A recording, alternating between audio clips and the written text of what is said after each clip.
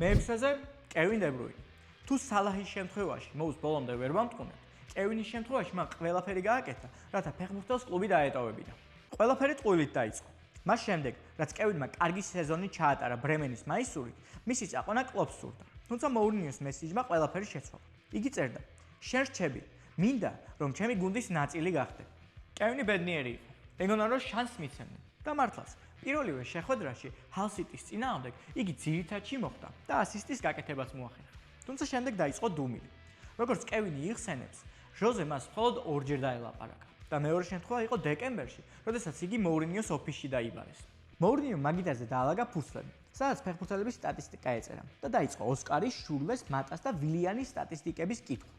ერთი ასისტი, არც ერთი გოლი. იგი კევინს ადარებდა ფეხბურთელებს, რომელთაც 20-ზე მეტი შეხვედრა ჰქონდათ ჩატარებული. კევინს კი მხოლოდ 3, რადგან ბელგიელმა უპასუხა, რომ მათ მეტი შეხვედრა ჰქონდათ ჩატარებული და რა თქმა უნდა, სხვაობაც იქნებოდა. ამან ურთიერთობა საბოლოოდ გააფუჭა. მოურინიომ აცნობა ბელგიელს, რომ იგი მისთვის მეექვსე არჩევანი იყო და თუ მატა კლუბს დატოვებდა, ამ შემთხვევაში შესაძლოა მეხუთეც გამხდარიყო. დე ბრუინს აღარ სურდა იჯარით წასვლა. მას ფეხბურთის თამაში უნდოდა. ამიტომ ამ საუბრიდან ერთი თვის შემდეგ 22 მილიონი ევროს სანაცვლოდ იგი ვოლსბურგში გადაბარგდა.